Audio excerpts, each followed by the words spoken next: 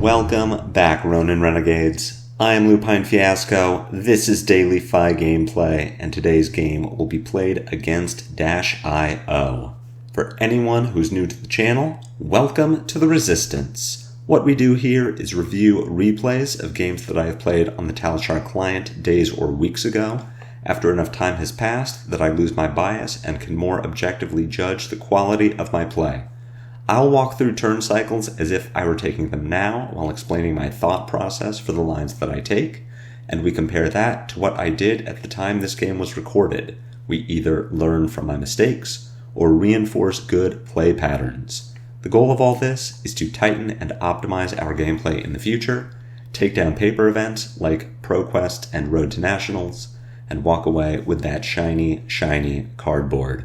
Without further ado, let's jump into our sideboard and our game plan.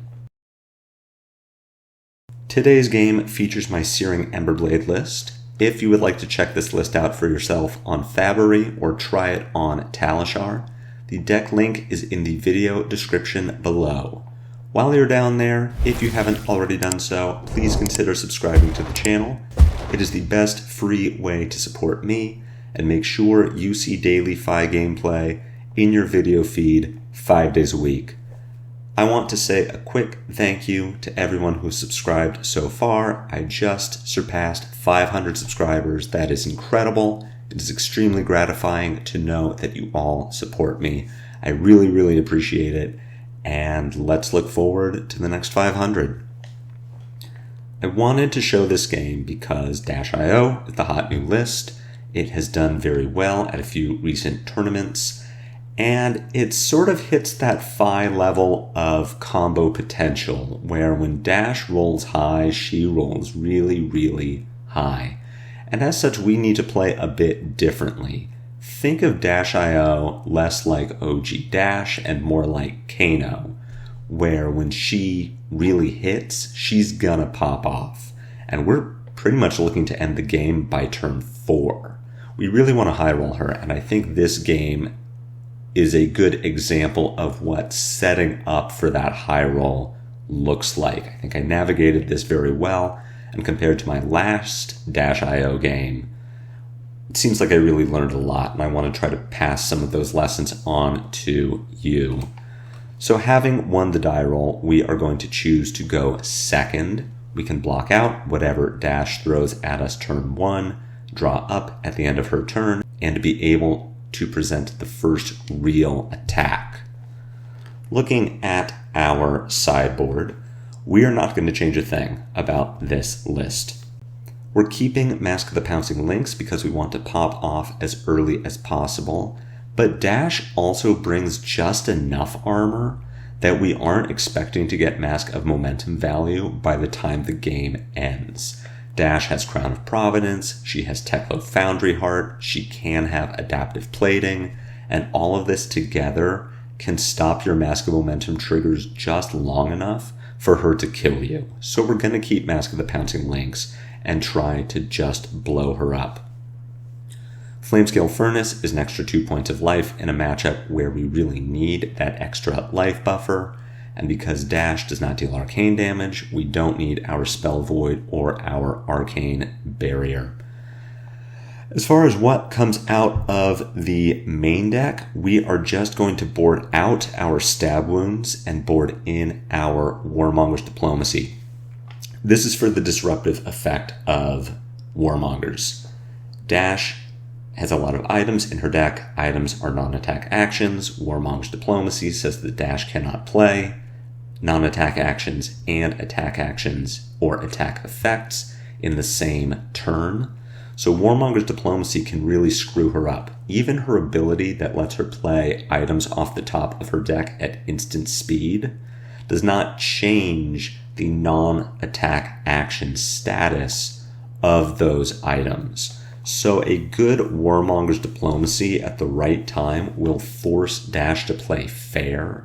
She can't Boom Grenade or Penetration Script off the top of her deck, and when she can't play unfair, when she has to play at a regular level, she goes way down in value, and FaB can really surpass that, especially if she took a ton of damage expecting to pop off, and then we hit her with the Warmonger's Diplomacy.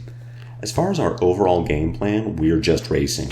We're looking for a 5-card Art of War or Spreading Flames turn that ends in a double finisher involving Lava Burst or Salt the Wound from hand or arsenal, breaking Snapdragon Scalers, breaking Mask of the Pouncing Lynx to find a second finisher, and trying to close out the game as soon as possible. That means we are trying our best not to block. At least from hand, we can give up armor to stop those boom grenade attacks. But for the most part, we are just throwing our hand at Dash while she throws her hand at us and hoping that we draw the nuts and she doesn't. We'll get into the game now. We'll see how it all comes together and just look at what setting up that big go-off turn looks like. Getting into it here, we see Dash on Goliath Gauntlet, not on Adaptive Plating, which is fine for us. It means that Dash is doing more of her thing, less of preventing us from doing our thing, which is great, because FaB is at his strongest when our opponent really isn't interacting with us. This zipper hit on turn 1 will get a block from us. We would like to keep this Warmonger's Diplomacy, but we aren't going to clutch too tightly to it, and all that means is we're going to block this zipper hit with our double strike and our soul bead strike. Any follow-up attack from Dash is going to get blocked by this Warmonger's Diplomacy. Phoenix Flame is unfortunate in this hand. We would love for this to be something that we could block with, or at least be a stronger attack to play on our turn, but it is what it is. Penetration script here coming from Dash's hand. She sets up an arsenal, and we get to throw some damage back at her. We're going to take an interesting approach here. I don't feel like I want to get my Shuko value. We can play our Ronin Renegade, then our Lava Vein Loyalty, then our Phoenix Flame from hand, and activate FaB to pick up our Phoenix Flame from discard. But I want to set it in the arsenal here. And maybe it's a mistake to lose that Shuko value, but I am more incentivized to set up these 5-card hands that work very well with Art of War and especially with Spreading Flames than I am to get 1 extra point of damage on a turn or 2. The upside of having that Phoenix Flame in arsenal if we draw a Spreading Flames is so much bigger than the upside of an extra point of damage. So we're going to throw Ronin Renegade, Lava Vein Loyalty, Phoenix Flame, Warmonger's Diplomacy, and we will arsenal our Phoenix Flame from discard. Warmonger's Diplomacy will hopefully screw Dash up. I don't expect her to do any blocking on this turn, but hopefully she was planning a big turn with boom grenades or other items, maybe even a high octane that is now just stuck. We get a Crown of Providence block on our Phoenix Flame. That is lost value for Dash, but of course, this game is not going to last very long, and if she needs to fix her hand, that is a better use of Crown than trying to get exact blocking. Both heroes here understandably choosing War. We can look at our hand and see that it is pretty good. We have a way to use our second Phoenix Flame in discard by bottoming it to the Enlightened Strike. We can use all of our resources this turn, fueled by the blue Lava Vein Loyalty. So where I already wasn't planning to block, I'm still not planning to block, and in fact would be rewarded for it with a very good hand of cards. Penetration script doing some work here, acting as a mini Art of War as Dash throws 12 points of damage at us so far. We'll see what else she can come up with this turn.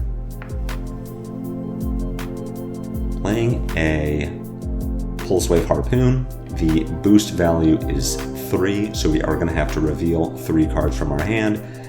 and Dash is going to be able to force us to block with one of them. So what we're looking at here is deciding which of these 4 cards we want to keep. Of them, I believe the answer is Lava Vein Loyalty. The blue here just has so much potential upside. If we show Dash, E-Strike, Blaze Headlong, and Mounting Anger, let's talk about what each of those turns look like without one of those 3 cards. If we don't have our Mounting Anger, we could either attack for 7 by E-Strike plus bottom a Lava Vein Loyalty and arsenal a Blaze Headlong. We could also attack for 9 if we E-Strike Go Again, bottoming Lava Vein Loyalty and attacking Blaze Headlong. So that is a 9 value. So that is a 9 damage maximum. If we lose the Blaze Headlong, we have the option to attack with Mounting Anger for 4. We can pick up a Phoenix Flame from discard, then bottom it to the Enlightened Strike for a potential 8. That's a potential 12 damage turn. And if we lose our Enlightened Strike, then we attack with Mounting Anger for 4, Emberblade for 3, Blaze Headlong for 4, Phoenix Flame for 1. So getting a potential 13 points of damage that turn. All of this said, we are not even including the Phoenix Flame in our arsenal, but just with base damages on the table. We get a lot of damage by keeping this Lava Vein Loyalty, and we lose the least damage by losing our Enlightened Strike here. So we're going to keep the Lava Vein Loyalty and hope that Dash chooses Enlightened Strike as our mandatory block.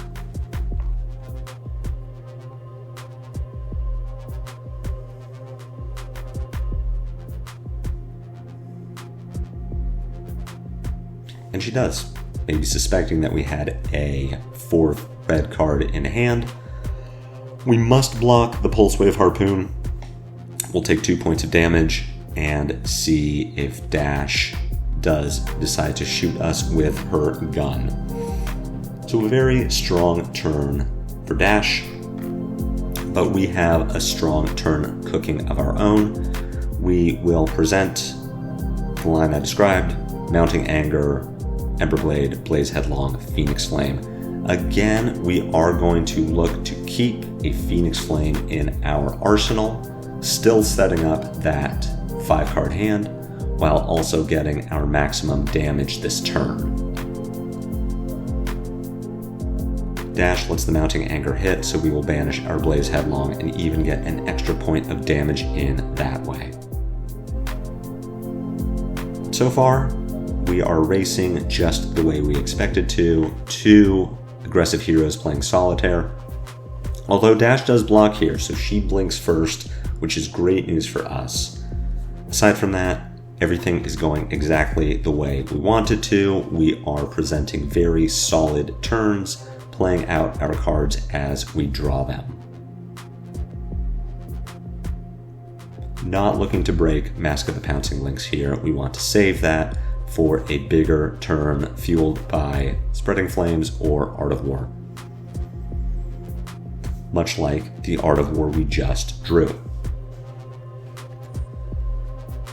Dash coming in with a zipper hit, which we are not going to block. We really want to keep this hand, as we are going to be able to do some very cool things. A Boom Grenade coming off the top of the deck is devastating for us. An additional 4 points of damage and an extra shot on the pistol, which comes in for 2. We'll block with our Flamescale Furnace just to get our full block value and mitigate a little life loss. But we are hoping to end the game here. That said, Dash is at 22, she has a full grip, she has 1 point of block value left on the Foundry Heart, but we're about to fire off a pretty good turn. So something to consider here is that we want our Lava Burst and we want our Brand with Cinderclaw. So I'm usually a big fan of playing an Art of War at the start of the turn, losing a potential surprise factor, but gaining information We aren't going to do that here. Here we are going to utilize our second Phoenix Flame in discard, as well as our first Phoenix Flame in arsenal. So we'll lead with our Brand with Cinderclaw, then we're going to attack with our Searing Emberblade, and then we're going to attack with our Phoenix Flame from arsenal. And what that does is it gives us 3 Draconic Links for our FaB activation with a floating resource to play the Art of War. The Art of War will banish our second Phoenix Flame that we just picked up. Thankfully, our dash does do some exact blocking, so depending on what the rest of our hand looks like, we can decide whether we want to break Mask of the Pouncing Lynx, and we do here. The hand that we draw into is okay. It could certainly be better. Blue Brand with Cinderclaw is some damage. Rise from the Ashes is a decent card to put into arsenal. We would have loved to draw 2 0 for 3 attack actions here, but this is still workable. We're going to be able to throw double Lava Bursts for 12, and we should be able to take dash either off of cards from hand or out of the game entirely. Deciding not to break Pouncing Lynx here, I am interested to see whether dash is going to give us blocks, because I want to know whether it's better value to grab Salt the Wound or Lava Burst, and based on dash not blocking, it is better value to grab Salt the Wound. Salt the Wound here is coming in for 7, even if that Lava Burst doesn't hit. It does. Salt coming in for 8, and dash deciding just to pack it in. She's too far behind on life, and if she starts blocking from hand, then she won't be able to catch back up. So a real quick game there, as all of our Dash.io games should be. We are 2 aggressive decks playing Solitaire and seeing who plays Solitaire the best. But there are little tricks that we can do on our way there. I do think that arsenaling the Phoenix Flames and giving up our Shuko triggers, while less damage in the short term, equated to more damage in the long term. If we didn't have a Phoenix Flame on that last turn with the Art of War, it would have been a much worse turn for us. We would have had to play a 4-card Art of War, which is much weaker than a 5-card Art of War. We would have banished a Lava Burst from our hand, and while we would have been able to play our Rise from the Ashes before starting the rest of our attack and getting value from it that way, we would have had a weaker turn overall, where we would not have had the ability to play 2 finishers. That game maybe goes on a little longer, maybe we can't kill dash that turn, and maybe with her 5-card hand, she has enough fuel to kill us. So the name of the game here is setting up that 5-card kill turn, whether it is off the back of Art of War, of Spreading Flames, or of a just really solid set of cards. Either way, we want to prioritize that 5-card hand. I hope you found this game helpful. I hope you enjoyed it. If you did, head jab that like button for me. My comments are always open for any questions or feedback, and I really want to hear from you.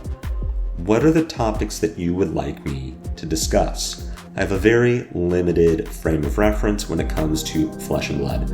I am not the sort of person that can talk about meta trends, give tier lists, or any sort of information outside of my very narrow window as a FaB player, but within that scope, what are things that you would like to know more about?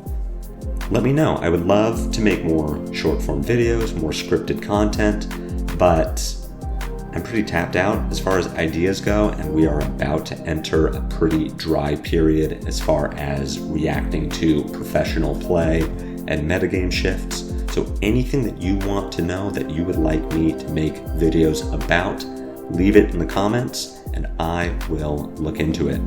Otherwise, I will see you all back here next week for more daily FaB gameplay. And until then, have a great weekend, good luck at your skirmishes, and take care.